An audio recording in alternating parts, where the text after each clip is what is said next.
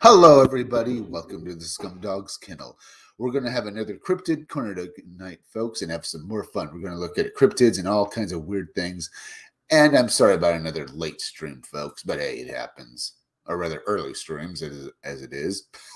But while we wait for people to gather in the chat, let me go off and show off some artwork from my own upcoming graphic novel, Scumdogs. All right. Okay. Now, let me go over here, go to share screen, and then we'll take off. Here, well, here's Miss Breasting Melons, but here's my extreme 90s cover. This cover, as I've said before, I did basically harken back to the comic books of the 90s with the extreme comics that were being made back then. Now, the name of my graphic novel is Scumdogs. It's a parody comic book. I parody the cartoons from the 80s. Now, or 90s or any other time. Now, when you read my comic book, you'll read characters that'll remind you when you were a kid watching Saturday morning cartoons. Only the action and hilarity will be turned up to 11. Scumdogs is about the villains of Saturday morning cartoons trying to take over the universe and basically, destroying everything in sight and basically fighting their arch enemies who also destroy everything in sight. Now, the Scumdogs used to be pro athletes. They used to compete in sports known as the Scumdog Sports, sporting events held with superhuman athletes as the competitors. See, in the future, because of transhumanism, thanks to genetic engineering and cybernetics technology, anyone can live pretty much forever or basically modify their bodies into any form they want. But the Scumdogs take a step further and turn themselves into monsters, either through magic or science, and they're called scum dogs because they're scum and dogs for trading in their humanity for superpowers. Well, they wanted to also have money and stuff like that. They wanted to be rich and famous and have everything in the world. Now, the scum dogs are led by Deathmug. He's the purple guy over here with the metal mask. He's based on various villains from 80s cartoons. You can see in the way I designed him. Like Skeletor from He-Man, he has a skull for a face. But if you notice, it's also a metal mask, a silver metal mask, like the one that Cobra Commander wears from G.I. Joe, the leader of Cobra. Now, Deathmug is an arrogant dictator who wants to rule the universe. He was angered when he was banned from sports and couldn't use his abilities to make money. So he decided to use his abilities as well as the other banned athletes of the Scumdog Sports to try and take over the universe. They continue to call themselves Scumdogs because, well, why not? Now he wants to rule everything. Here you can see him fighting his archenemy Buick Starpoon, the guy with the pink pompadour hair. Now, Buick Starpoon, as you see, he's wearing a green and white uniform. Him and his team, the Wild Rangers, are basically G.I. Joe stand-ins, as well as crossed over with Star Wars and Star Trek characters. Because you can see his uniform looks like something that a Star Trek character would wear. Now, Buick Starpoon is a cross-up between Duke from G.I. Joe, Buck Rogers, and any other military kind of hero you've seen on Saturday and seen on G.I. Joe.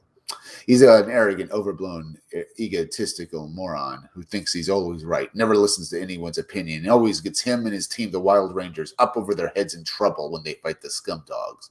Usually they pull out and do pretty good, but usually because they blow up everything in sight. Now, anyone on this cover with a similar uniform to Buick Starpoon is part of his team in the Space Forces, the Wild Rangers.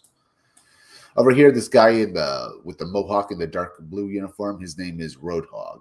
Now, because the Wild Rangers are G.I. Joe stand-ins, that means like a G.I. Joe, they each have a military specialty. Basically, their special skills and abilities that help them fight terrorists like the Scumdogs. This guy over here, well, his military specialty is that he's a soldier. He used to be part of the United States Army. Then he joined up with the Wild Rangers. And that's just him.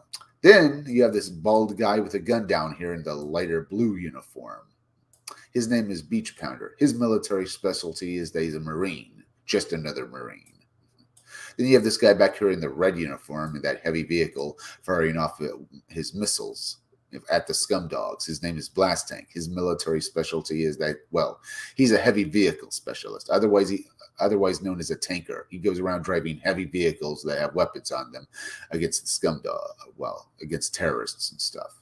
Now this covers, as I said, one of 3 different variant covers you'll be able to back when my Indiegogo goes live, so you have that to look forward to too. Now let's go over here and look at another character. Here we have Girl Friday. She is another member of the Wild Rangers. Girl Friday is basically a parody character on the Girl Friday archetype character. A Girl Friday type character, if you ever watched some shows, is basically a female soldier that's in love with her superior officer and follows him around. The joke here is Girl Friday hates Buick Starpoon. She was only assigned to the Wild Rangers as his second in command to babysit the team because, as I said, their way of basically saving the day is blowing stuff up, and that was basically doing a lot of collateral damage and basically destroying things. So she was assigned as his second in command, and she hates his guts. She hates all of them. She hates everything around her because she thinks they're all idiots. That's Girl Friday. Here we have Death Mug's henchmen, because in all 80s cartoons, every villain would have henchmen who would do their bidding, and they'd be complete idiots. These are my idiots. The big fat pink guy down here with shape-shifting powers is Sloppy, and the blue guy with the top hat appears Murdermouth. These guys are basically a parody of Bebop and Rocksteady from Teenage Mutant Ninja Turtles, and there are a couple of morons that destroy everything in sight. Here we have Hair Metal Doctor, who's a parody of a character from G.I. Joe known as Dr. Mindbender. This guy's another member of the Scum Dogs, but he's a human. That's because he was hired by Death Mug to be his mad scientist. He's basically, as I said, he's a crossover between a mad scientist and a hair metal musician, and I think that's awesome. He thinks of all the machines the Scum Dogs use to try and take over the universe. And here we have Miss Brusty Melons, another parody character. She's basically a parody of a character from G.I. Joe known as the Baroness, who's one of those sexy female spy type characters. A femme fatale spy who's basically sexy and stuff like that. The joke here is Miss Brusty Melons is sexy, but she's more like a dumb blonde from California who decided to become a villain and join the Scum Dogs.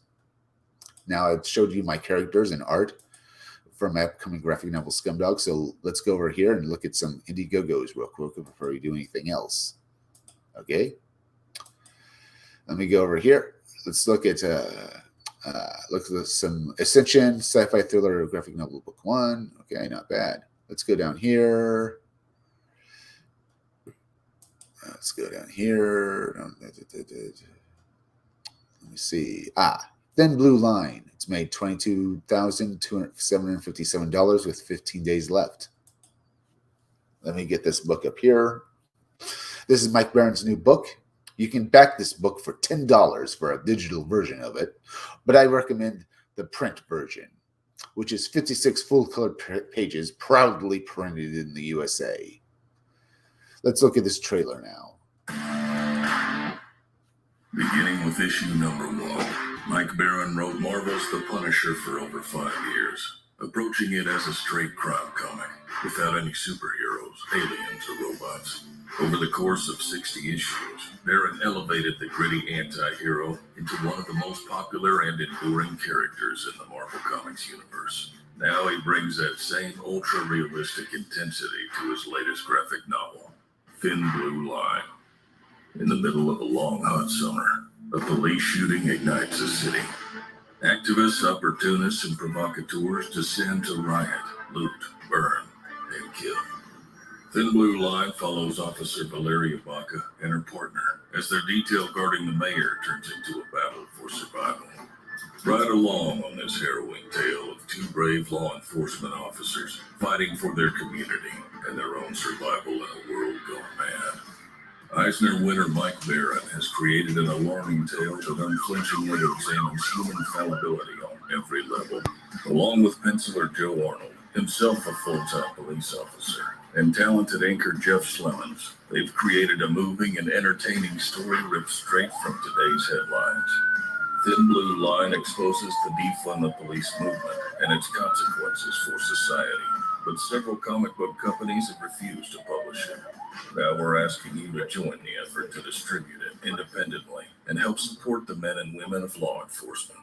Get your copy of the only graphic novel to offer an unflinching and not always flattering look at the men and women of law enforcement during a time when we need them the most. Not all heroes wear capes. That was Thin Blue Line, folks. Go back it. It's up on Indiegogo. It's from Mike Barron. It looks great. Let's go over and look at some more Indiegogos and have some fun. before we do anything else. Well, or maybe I could start right now on looking at, at some cryptids, because they have a few stories here I want to look at. Eerie creatures, ancient castles, and creepy monstrous incidences.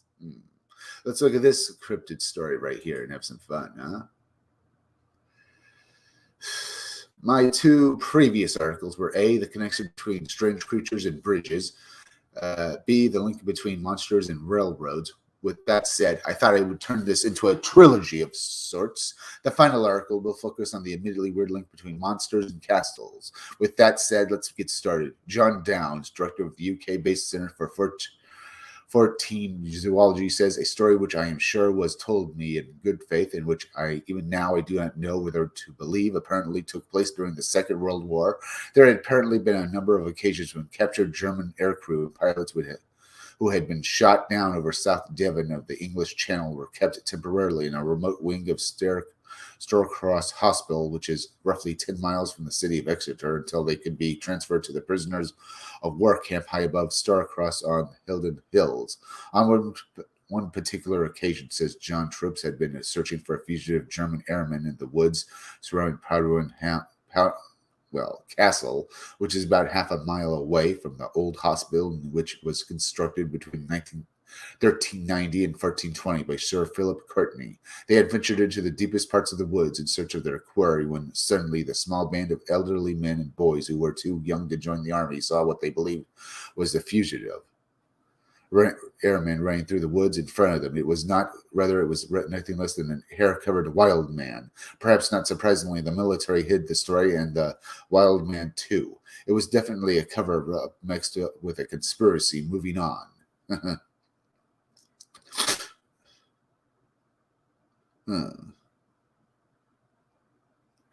That's interesting. I mean, just wow. Ooh. Late one evening on September 1986, Mech Dudes and his wife were driving his mother-in-law back to her place of abode, which was a small but picturesque cottage in the Staffordshire village, stored by Chatley, England. Everything was completely and utterly normal until Dudes passed by the ancient and ruined Chatley Castle that overlooks the A518 road, constructed on land that came into possession of the Earls of Chester as far back as the 11th century. Chatley Castle is a stone mortar and bailey fortress founded in the 13th century by Ranulph Blunderville. The then Earl, Chester Mick Dude, says that after dropping his mother-in-law off at her home, he and his wife began the journey back to their own abode in what they assumed would be a stress-free nighttime drive through Staffordshires engaging countryside. How completely and devastatingly wrong the pair was, according to Dudes. As they drove along the road and with Chatley Castle rapidly closing in, he was forced to violently and suddenly slam on the brakes as a huge stag ambled slowly yet majestically across the road directly in front of them. The sight of the massive beast was enough to both amaze and gobsmack Dudes and his wife in equal amounts, but that was nothing at all compared to what supposedly happened immediately thereafter. All right. Okay, so just imagine about being a bunch of kids and elderly men going after an enemy soldier, thinking he was an enemy, and then running across a freaking wild man, basically a big hair-covered lunatic running at you. I'm amazed that they have guns or anything like that. Probably, and stuff like that. But it probably scaring the crap out of them. And now we have this. Let's get back to what we were doing reading this article. Let's see what happens next. Next, the ancient Chatley Castle, England. Chatley. Let's see.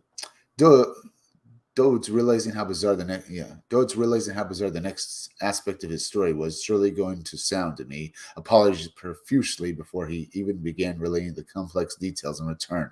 I told him that no apology was necessary. Instead, I explained to him I would much prefer to merely hear the facts and then try and firmly evaluate them for myself.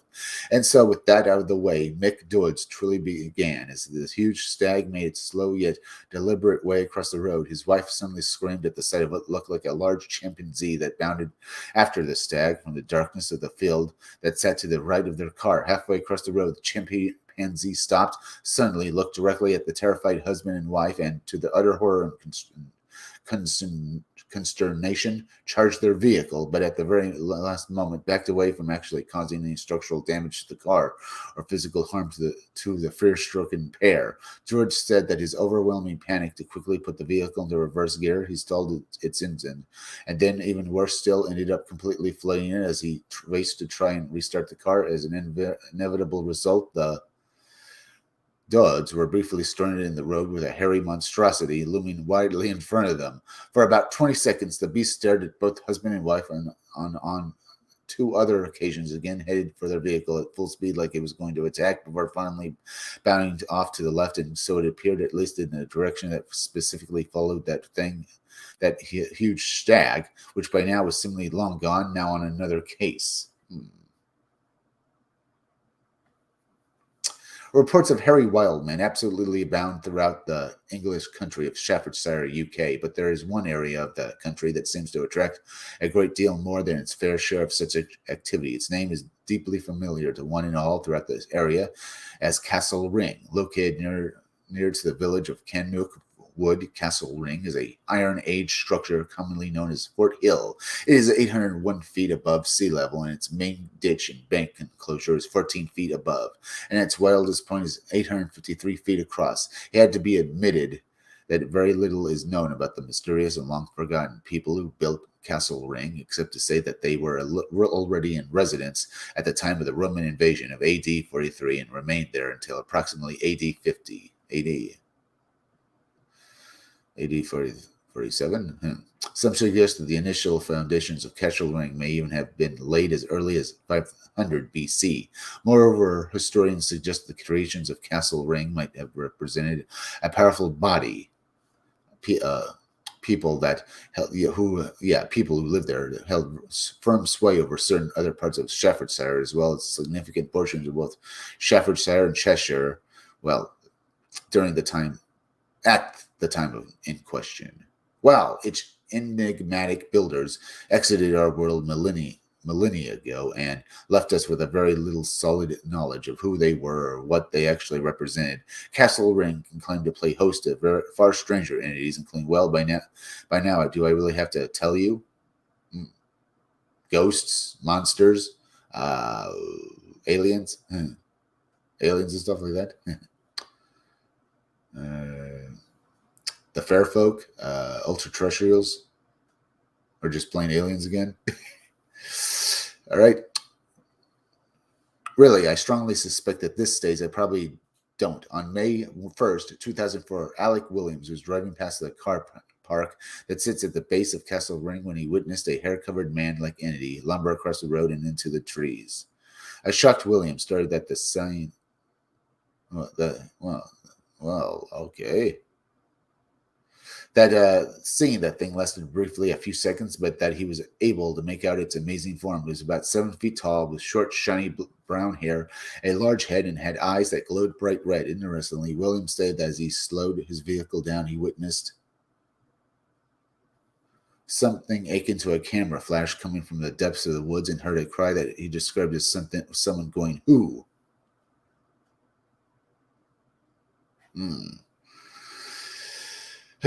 Good friend and anomalous expert Neil Arnold says there is nothing like a chilling ghost story, adding that one of my favorite ghoulish tales comes via Reverend Archdeacon St. John D. Seymour, and it concerns a bizarre entity once said to have haunted an Irish castle.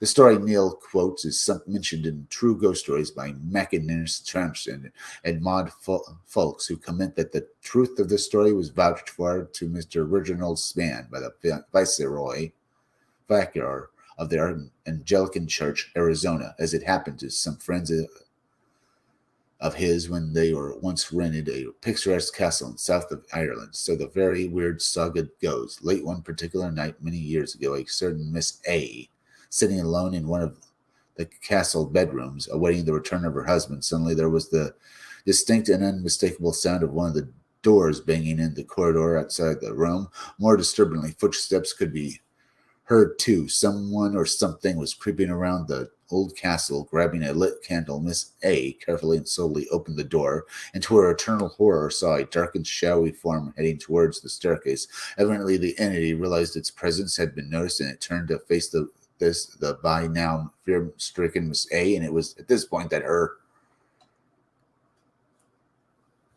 terror was elevated to the stratospheric proportions. The thing was apparitional in nature and possessed the head of a man, but the body of a mighty hair-covered ape. For a moment or several, it glared malevolently at Miss A before vanishing into nothingness.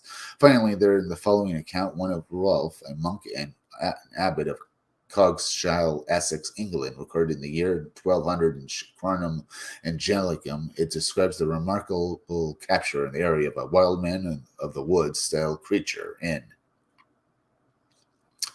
the time of King Henry II, when Bartholomew de Glenville was in charge of the castle at Orford.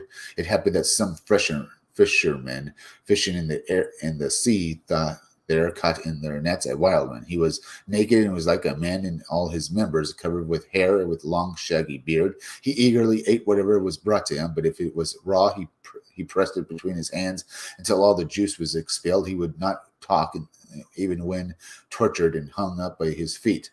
Brought into church, he showed no sign of reverence or belief. He sought his bed at sunset and always remained there until sunrise. He was allowed to go into the sea, strongly guarded with 3 lines of nets, but he dived under the nets and came up again and again.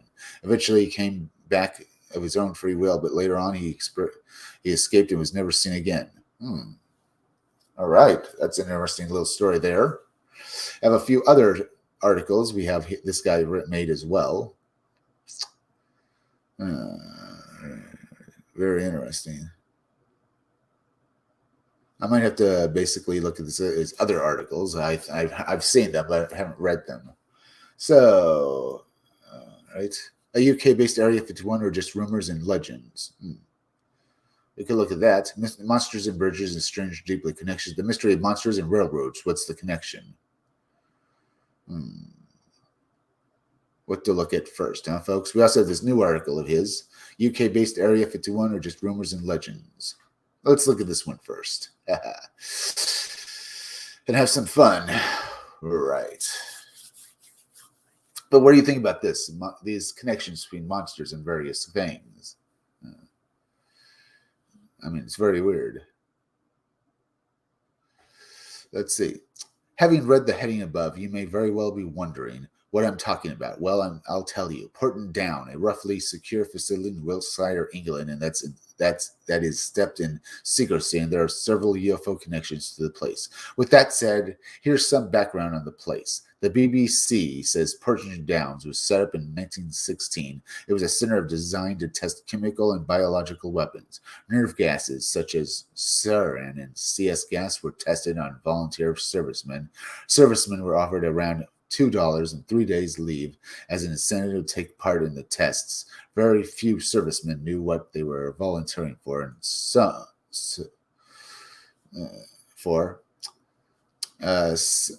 few of them were even told it was research into the cure for the common cold. In 1953, it was alleged that serviceman Ronald Madison died after taking part in a sarin gas experiment. In 1962, one of Porton Down's own scientists, Geoffrey Bacon, died of the plague. Since the end of World War II, 20,000 people have taken part in experiments at Porton Downs. LSD was tested at Porton Downs too, on military personnel, no less. And as the Guardian's newspaper stated in 2005, 50 years ago, Eric Gow had a baffling and unexplained experience as a 19-year-old sailor. He remembered going to a clandestine military establishment where he was given something to drink in a sherry glass and experienced vivid hallucinations. Other servicemen also remember tripping when thought he was seeing tigers jumping out of a wall, while another recalls faces with eyes running down their cheeks, Salvador Dali style.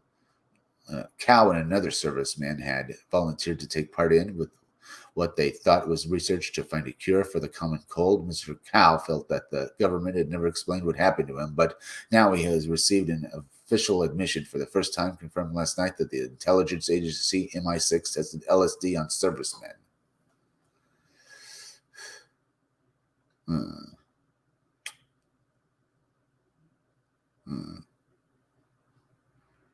All right. Now onto the UFO angle. January 74 on the 1974 on the Berwyn Mountains of Wales, UK.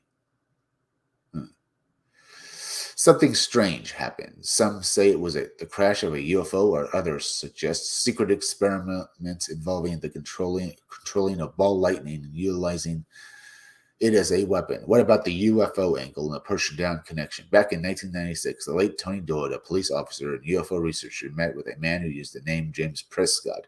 I cannot name my unit of barracks, as they are still operational. Prescott told Dodd what Prescott did through Metz that this is the base at the time and was situated in the southwest of England, which was as a capitalized his installation. May have placed his installation not too far from the Persian Downs in the very baffling way. And although the incident of the Berwyn Mountains occurred on January 23rd, 1974, Prescott and his colleagues were ordered to be on standby at short notice on January 18th. It's interesting. What do you think about that, folks? Okay, they're testing people, drugs, and stuff like that. And now we have this. Something very strange happening over there, don't you think? I mean, very strange, honestly. But, I mean, what could it be? Do you think there actually is a sort of Area 51 in England and at Persian Downs where they're dealing with this stuff, sort of things? I mean, they're admitting they actually experimented on people with LSD, which is bad enough. Maybe it wouldn't have been so bad if they admitted to using the testing this stuff LSD on them, but not telling them is really bad. If it was just like a control group, volunteers maybe, or if they were ordered to, maybe not that bad. I mean, yes, ordering a guy because you're your superior officer, they're going to test you, but they assure you will have no permanent effects from the drug. Might not be too bad. But then again, you're also doing that because at least you're being straight with them. They just what they wanted was these guys to basically.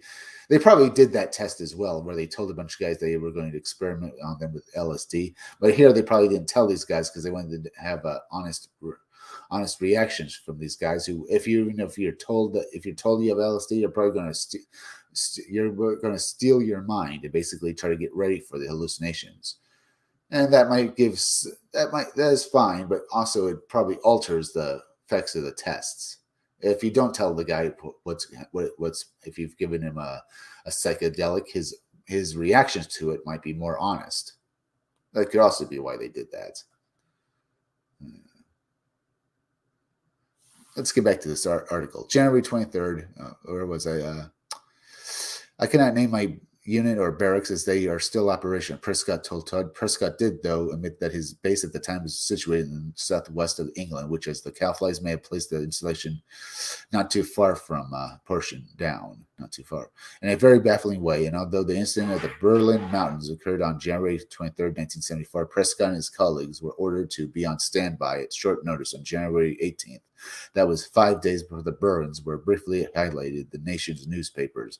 Prescott got right into the heart of the story. We then received orders to proceed with speed towards North Wales. We were halted in Chester in readiness for a military exercise we believed was about to take place. On the 20th January, the communication to us was hot approximately 13 hours. We received orders to proceed at Longland, North Wales, and to wait at that point.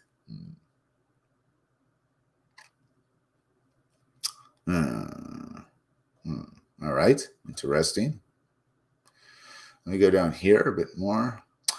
According to Prescott, there was a huge amount of ground and aircraft activity over and around those huge mountains. 3 days before the ground shook, those little villages at the foot of the mountains. Prescott said that at the same night, he and his colleagues were given further orders. We, that is myself and 4 others, were ordered to go to Lindenfeld. We're under strict order to not stop for any civilians, claimed Prescott. On arriving in Lindenfeld, a small Welsh village, they could see soldiers racing around. Senior officers were barking orders here and there and everywhere. Aircraft was zooming across the star-filled sky, and all of this was against the background of overwhelming darkness. Prescott and his colleagues were ordered to haul a pair of large wooden boxes onto the back of their truck, which they did in rapid-fire time. According to Prescott, we set off with 4 cargo, and during the journey, we stopped to get a drink. We were immediately approached by a man in civilian clothes who produced an ID card and ordered us to keep moving and not stop until we reached our destination.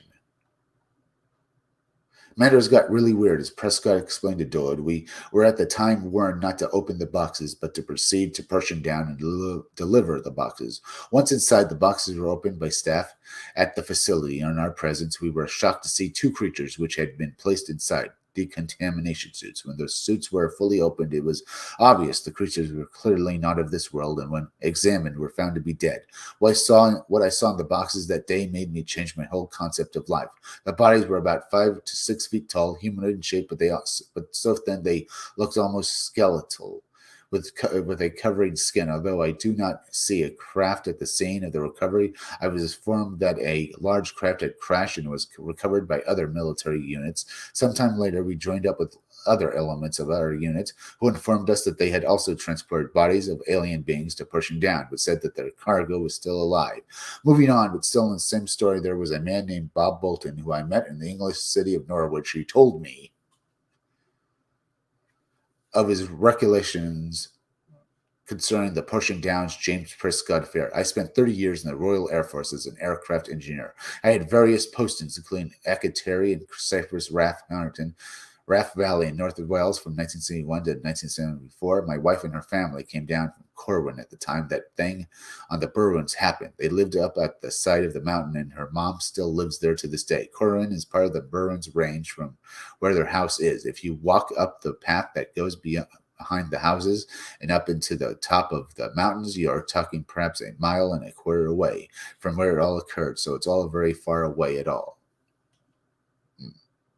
She still remembers what happened on the night of 23rd January. She said to me when I spoke to her about it just recently, I saw aircraft and heard.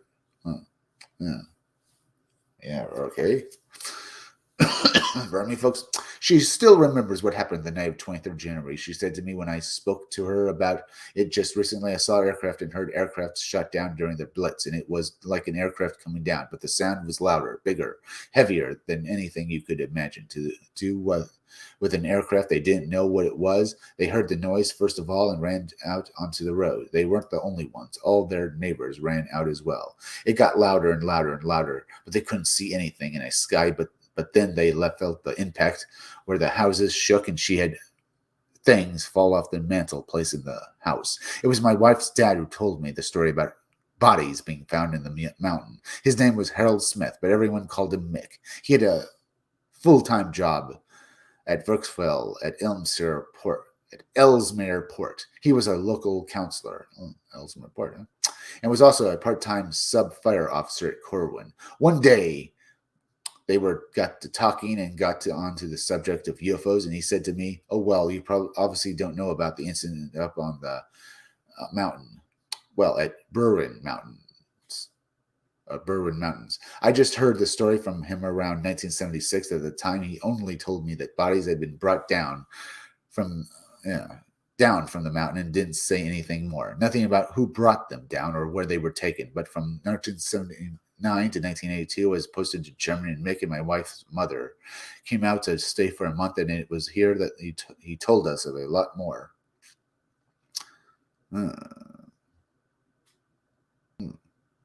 All right, that's interesting. It's very interesting, isn't it? Remember that the information that he told us had apparently come from another person in the North Wales Fire Service, whose son was in the army, but it was not surprising that he would have been told. Mick was a well-respected man and knew people throughout the North Wales Fire Service, including at Bella and Wrexham. Mick told me that while the police weren't involved, the army was heavily. I can't give you an exact date when they visited, and he told us this, but it was definitely between 1979 and 1982. He said that there was definitely trucks from pushing down at the scene, that there was a round-shaped object on the mountainside, and that bodies were taken off the mountain and driven to Portion. And to this day, his wife can also confirm that Mick told her. No, it's very strange. As I've read in other articles and stories over the years, nearly every country on this, nearly every nation on this planet has their own alien UFO crashes. Do you not find that strange, folks? I mean, here we have another downed UFO. and they've taken the bodies and the technology. The government now has it, and now they're going to basically reverse engineer it. Very, very strange, and very similar to the Tic Tacs and other such stories, especially with the technology that's now being created by certain certain nations and other people. Yeah, namely, you get the idea. We have the Chinese glider that can fire missiles that basically go against physics. We also have the Tic Tacs that can fly faster than anything. Are those actually our technology, or as I said, maybe they're reverse engineered technology from alien spacecraft? As I've heard, aliens and the fact that we keep finding crashed spacecraft and bodies, this has all been set up by the aliens to give us their technology because they are interested in seeing what we will do with it. Either that we will go to war, or basically they want to use it to try and control us because we become addicted to their technology. The fact that the entire internet and all the technology we have has increased rapidly over the last few decades is another testament to possibly being this technology, that our technology we now use may not come from us, but from entities that aren't human. Either well, extraterrestrials, or maybe from an ultra terrestrials and stuff who have more advanced technology. We don't know. Could be and stuff like that. Very interesting to talk about. But it's strange that every UFO crash sounds similar. It just happens in different countries, and every time this technology is found in these bodies, it's whisked away and hidden away so it doesn't cause a panic. The fact that we are probably reverse engineering this technology is a bit frightening to me because I don't trust most of the world's governments. I don't trust. The only good thing about this is maybe that Chinese glider isn't actually Chinese. Maybe it's actually an alien technology that they didn't create, and it was just a bunch of aliens basically doing their alien thing over in China. We can only hope that Chinese don't actually have that technology. But the thing is, if they have that kind of technology, I'm sure we have more advanced technology than that we're using. That the Tic Tacs are actually ours, and all of this is just us telling each other that we have the technology. We can easily counter and destroy each other. So do not cause trouble. It could very well be that as well, folks. But this brings this up and stuff. But let's get back to this article. Either in the late 1970s or early 1980s. I do remember Mick saying that when he had first told me this story in 1976, he didn't know that it was the Army who had taken the bodies. All right. Let's see. All right. And to this day, his wife can also confirm that Mick told her the story about Portion Downs, either in the late 1970s or the early 1980s. I do remember Mick saying that when he had told me the story, they didn't know it was the government. He didn't know it was the government who had done it.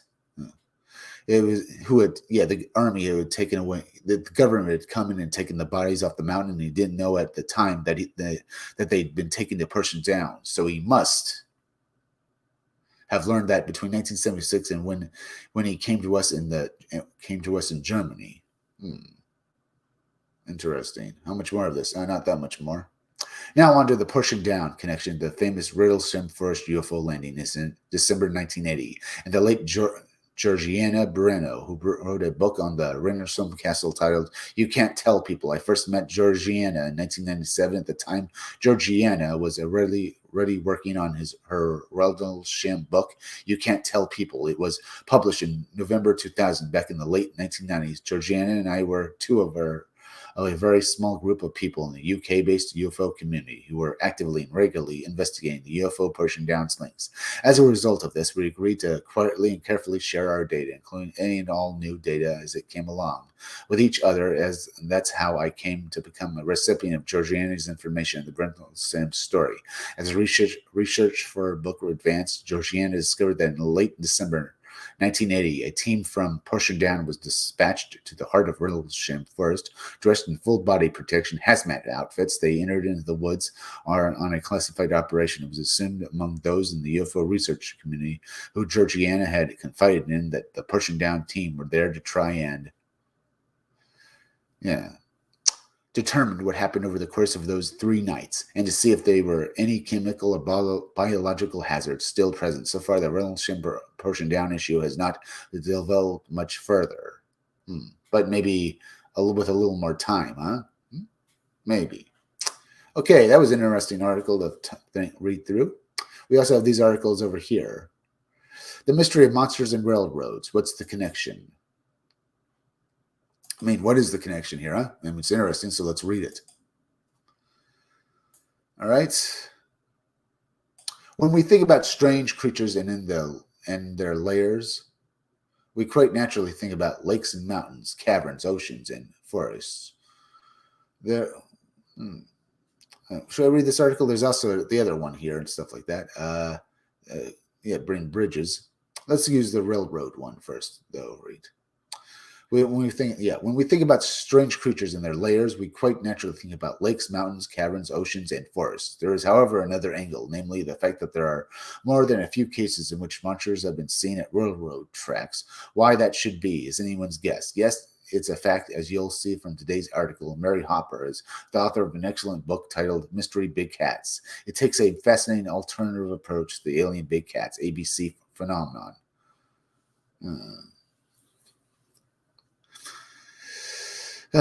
One of the issues that merely tackles in the book is that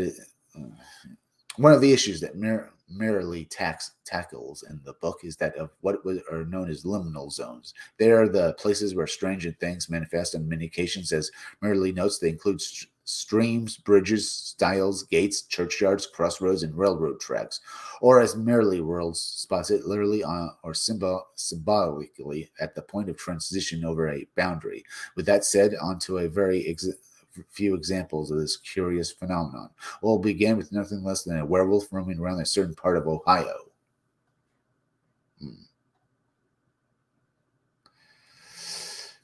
Midway through 1972, Defiance, Ohio became what can only be termed werewolf central. Over the course of a hysteria-filled 2 months, July to August, signs of a rampaging, hair-covered man-beast with a pronounced muzzle and dressed in rags were made. The local media quickly picked up on the sinister saga, as did the town's police, who even opened an official file on Defiance's very own Aquiluna Nessie, the Chupacabra, and Bigfoot. To say that Defiance was gripped by terror would not be an understatement. Many of the signs of the creature were made around a series of old railroad tracks.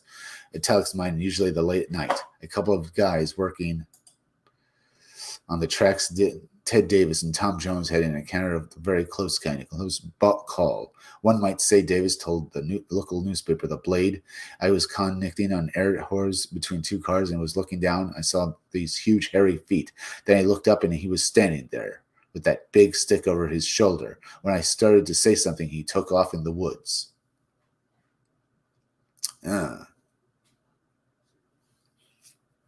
Oh, wow, that is interesting. Ooh. All right, let's go down here. In an article titled The Mystery Predators of Britain, Tina Collins says the following of one particular big alien cat case of July 2009 in Scotland. Police dog handler P.C. Chris Swallow spotted a 1.2 meter, 4-foot long creature that he now believes is one of the big cats who reportedly roamed the UK. It was prowling near a railroad line. The size of the track was much larger than a domestic cat, and the way it balanced along the railroad line discounted it being a dog. It should be noted that cases involving ABCs seen on and very near to railroad tracks absolutely abound. Interestingly, an ABC was seen in 2009 near Puerto Rico's Chemix Railroad. Chemix, huh? It was described as being bigger than a German Shepherd dog, black in color. It was a story that surfaced in 1884, a story which, if true, suggested something deeply strange was afoot in Yule, British Columbia, on Independence Day, 1884. The Colonist newspaper published a story titled, What is it? A strange creature captured above Yale, a British Columbia gorilla. Supposedly, the curious creature had been caught on June 30th and held in a nearby jail. The strange saga began in the immediate vicinity of November 4th. Tunnel situated some 20 miles above this village are bluffs of rock which have hitherto been unsurmountable, but on Monday morning last were successfully scaled by Mr. by Mr. Oniondonk's employees on the regular train from Layton, assisted at Mr. Constance, the British Columbia Express Company's messenger, and a number of gentlemen from Layton, and points east of that place who offer considerable trouble and perilous climbing succeed in capturing a creature which may truly be called half man and half beast, whether a hoax, a Bigfoot, or something else. The action will all went down at the rail tracks. Moving on, there's the Beastman monster of Kansas City, Missouri, close to Beerman, the city of Sedalia. Allegedly, in 1984, a train crashed in the vicinity, which was just happened to be carrying a large number of circus animals, including a mighty gorilla that stood 12 feet tall. Of course, the fact that gorillas don't grow anywhere near 12 feet in height did not stop the legend from developing, suggesting that they do. The descendants of this Goliath-like animal, and presumably a similar escapee of the opposite sex, are locals. Locals concluded today's man monsters are a bear man, and all of this just a case of looking for railroad-based cases and finding them, or were we seeing something more almost magical, namely those strange liminal zones that merely Hopper talks about. Well, what he goes on about and stuff like that. All right, got that article done. Now let's go to Monsters and Bridges, the strange, creepy connection.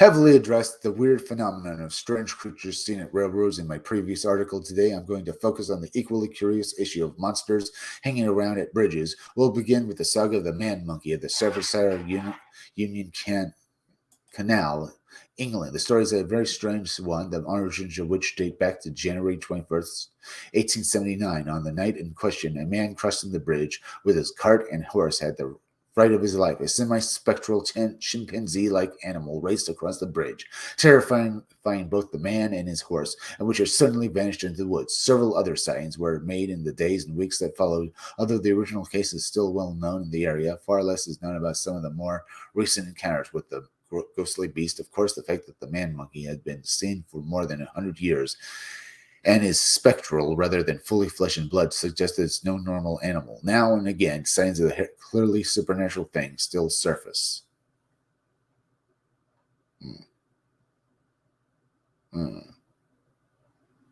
Interesting, look at that. Now let's talk about a look at the diabolical Goatman of Denton, Texas. It too has a tie-in certain bridge, the old Alton Bridge, in the Texan town of Denton, which is about an hour's drive from where I live and has a very strange legend attached to it. It concerns nothing less than a monstrous goatman of the type that has been reported from a whole variety of other locations across the U.S. Probably the most infamous of all goatman is that which allegedly surfaced in around Lake Worth, Texas in 1969, but what of its nearby cousin in Denton? Well, on several occasions now when I've been on the bridge, the goatman is said to haunt, and the story surrounding it is intriguing.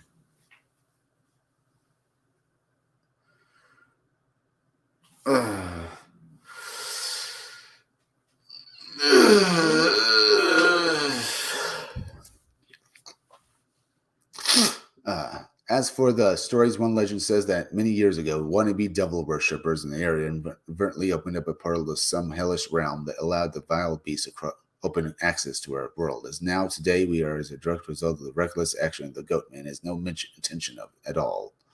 Returning to the Twilight Zone from which he appeared, hence his deep desire to forever haunt the old steel and wood bridge at Denton. An even weirder story maintains that Denton Goatman origins can be traced back to a resident of the town who decades ago slaughtered his entire family and was quickly hanged as a punishment for his terrible crimes. The local legend tells it. The moment he was hung, the man's head was torn from his body by the weight of his blubbery form, and for months afterwards his spectral body returned to the world of the living with only one goal in mind: to find itself a brand new head, which it supposedly did by rinsing off the head of an innocent goat that had been the great misfortune to be in the area at the time. And of course, there's one of the world's most famous monsters, the Mothman of Point Pleasant, West Virginia.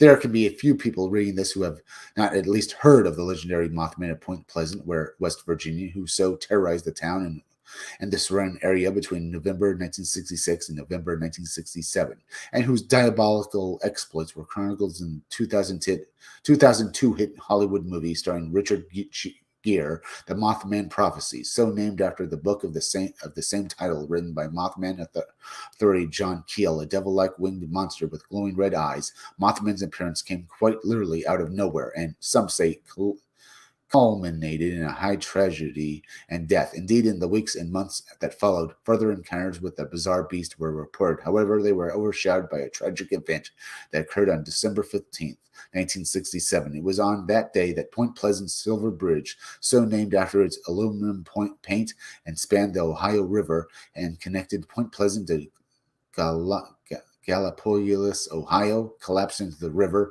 tragically claiming 46 lives. Interestingly, after the disaster of the Silver Bridge, encounters with the Mothman largely came to a grinding halt. And while I know it didn't, if you know anything about what actually happened, you know that Mothman sightings were still happened after the bridge collapsed. But it is still strange that the bridge collapsed and there were sightings of the Mothman. It's still strange for that. And let's get back to this article. And while down-to-earth explanation most certainly circulated, namely that a fatal flaw in a single eye bar in a suspension chain was the chief culprit, many saw and still continue to see to this very day the causes being directly linked with the ominous and brooding presence of the accursed Mothman. The 3 examples of literally dozens is all of this just a coincidence?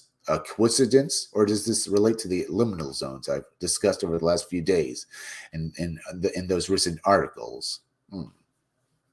Interesting there to think about, huh, folks? All right, got through those articles. That's pretty good.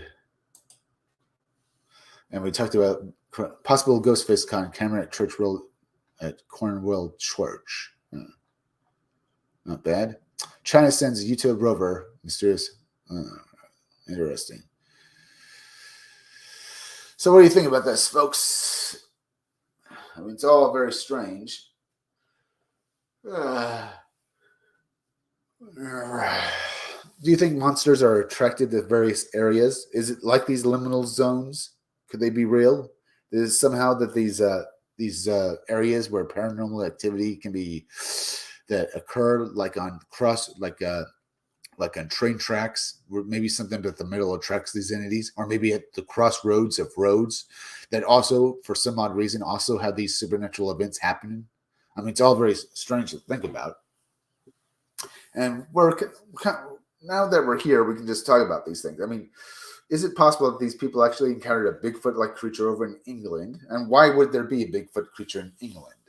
It's very strange. And also, these various, as I said, and they're attracted to castles or bridges or roads, or, well, what's with these aliens that basically keep crashing down in various areas all over the world?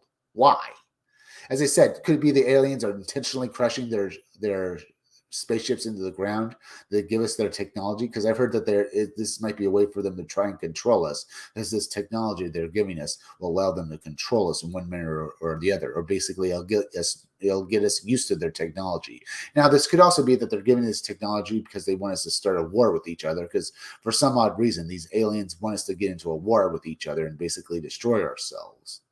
At least some people have said so. They also don't seem to want us to basically nuke ourselves either. So could it be that they want to take us over and dominate us? I don't know. But all gives you something to speculate. This is all this information, all this knowledge and lore gives you all this knowledge gives you something to speculate on, huh? Doesn't it, folks? It's all very interesting to think about and wonder about. And honestly, I have no idea what any of this means. But honestly, the alien thing, I mean, honestly, when they crash, when these spaceships crash and we pick up the technology, it does mean that we probably do try to reverse engineer it. We don't just get rid of it, because God forbid we would get rid of something dangerous like that.